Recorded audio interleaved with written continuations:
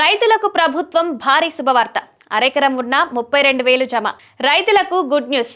మీరు ప్రభుత్వం అందిస్తున్న ఈ స్కీమ్ గురించి తెలుసుకోవాల్సిందే. ఈ పథకం ద్వారా ముఖ్యంగా పాడి రైతులకు చాలా బెనిఫిట్ కలుగుతుంది.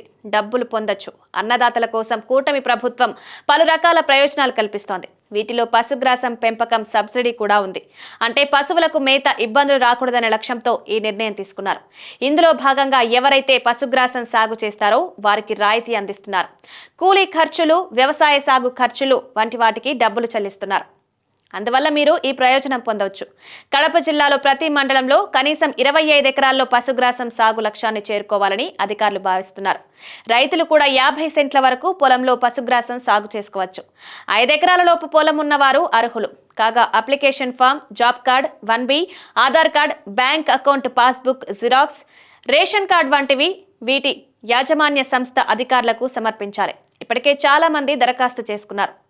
10 సెంట్లలో పశుగ్రాసం వేస్తే మొత్తంగా 6,500 వరకు రాయితీ డబ్బులు లభిస్తాయి. అదే 20 సెంట్లు అయితే 13,000 వరకు వస్తాయి. ఇక 30 సెంట్లలో అయితే 20,000 వరకు పొందొచ్చు. 40 సెంట్లలో 26,000 వరకు లభిస్తాయి. అరెకరంలో 32,000 వరకు పొందొచ్చు. మీరు కూడా పొలం ఉంటే ఇలా పశుగ్రాసం వేయొచ్చు. ప్రభుత్వ రాయితీని పొందొచ్చు.